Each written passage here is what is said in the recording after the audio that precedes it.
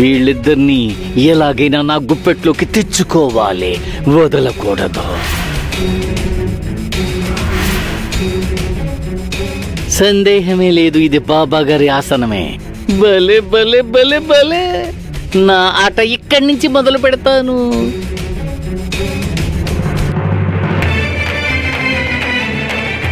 జై జింగ్రోబా.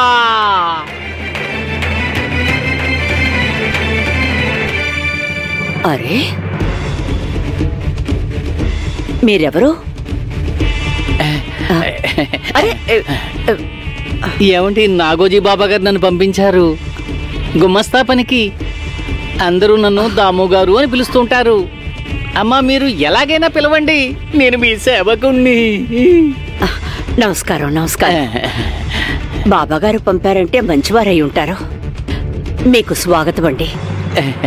నాకు దొరికిన అవకాశాన్ని గద్దెలా తన్నుకుపోయింది వీడేనా? వీడిని పంపిన బాబాని వదలను.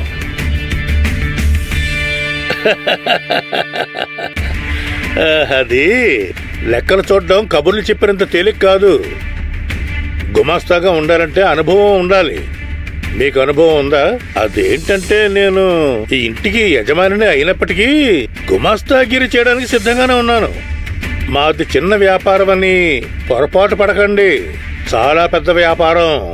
అందుకే దీన్ని చూసుకునే వ్యక్తి సమర్థుడై ఉండాలి, తెలివైన వాడై ఉండాలి. ఇప్పుడు మీరు ఏ మేరకు అనుభవం ఉంది? ఇంతకు ముందు మీరు ఎక్కడ పనిచేశారు? ఆ ఉద్యోగం ఎందుకు మానేశారు? ఈ వివరాలన్నీ మాకిప్పుడు తప్పకుండా తెలియాల్సిందే. మాకు తృప్తికరంగా ఉంటే. ఆగండి మరిది గారు, ఆగండి. ఈ విషయంలో మీరు జోక్యం చేసుకోకండి. ఆయన్ని తీసుకోవాలా వద్దా అని నిర్ణయించుకోవాల్సింది నేను, దిగు, మీరు కాదు. ఈ వ్యాపారం అభివృద్ధి చెందడానికి కారణం నేను, మీరు కాదు. అనవసరమైన విషయాల్లో మీరు తలదొరచకండి. అబ్బో, ఈవిడ చాలా కఠినంగా ఉంది. మనోరమ మరిది గారు నన్ను కాస్త ఇబ్బంది పెట్టే అవకాశం ఉంది, కాబట్టి నేను ఇతనితో కొంచెం జాగ్రత్తగా ఉండాలి. ఈయన్ని బాబాగారు పంపించారు. అమ్మా, ఇక దీని గురించి ఆలోచించడానికి ఏం లేదు. మీరు వెళ్ళండి. ఒక్క నిమిషం.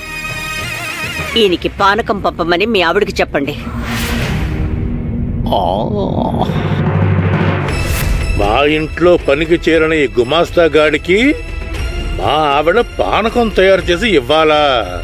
వదిన వాడి ముందు నన్ను అవమానించింది, ఘోరంగా అవమానించింది.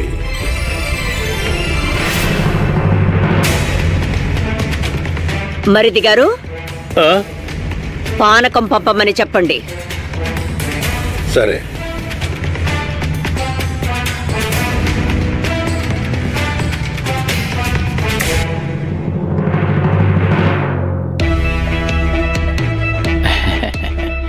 దిగంబర్రావు, దాము గారిని నీతో పాటు తీసుకెళ్ళు. రావాల్సిన బాకీల గురించి వివరంగా చెప్పు. రండి రండి రండి. మనోరమ గారు, మొత్తం బాధ్యత నాకు అప్పగించారు కదా, మీరు నిశ్చింతగా ఉండండి. నేను లావాదేవీల విషయంలో కఠినంగా ఉంటాను. లెక్కల్లో ఒక్క రూక కూడా తేడా రానివ్వను. నిక్కచ్చిగా ఉంటానమ్మా. రండి. పదండి.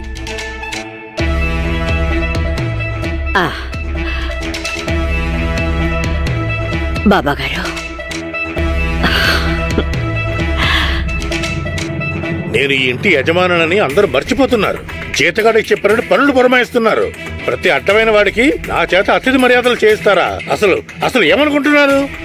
పొద్దున అకారణంగా నా మీద నిప్పులు చెరుగుతోంది. ఆవిడ గారు స్వయంగా నిర్ణయించేశారు నా ప్రతిభ శూన్యం, నేను పనికిరాని వాడిని అని.